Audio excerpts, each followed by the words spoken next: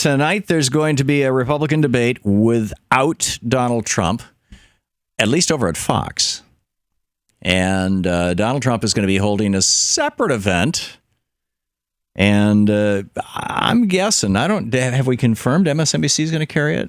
They always do. Yeah, if it's Trump, it's on MSNBC. They've become the kind of, now that Trump is feuding with Fox, MSNBC has kind of become the network of record for Trump. Well, he's on CNN a lot too.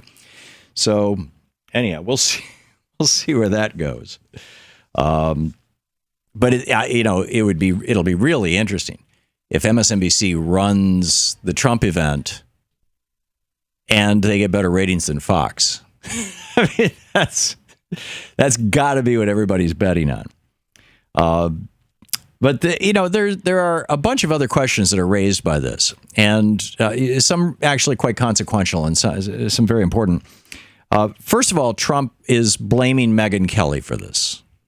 Now, Megyn Kelly did this photo shoot for GQ magazine where she's clearly being sexual. I mean, leaning over and showing her breasts, and it's. I mean, they're not just glamour shots; they're come hither glamour shots. The kind of stuff that was in Playboy in the 1950s, and some folks are saying that's a rationale to attack her for that.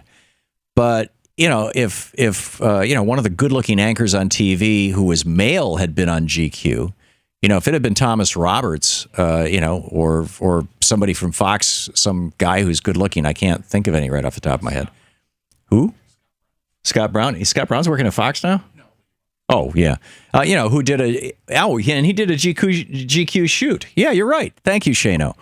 And yeah, there was a little bit of talk about Scott Brown as a male bimbo, but not much. I mean, this is just like, it's really unfair.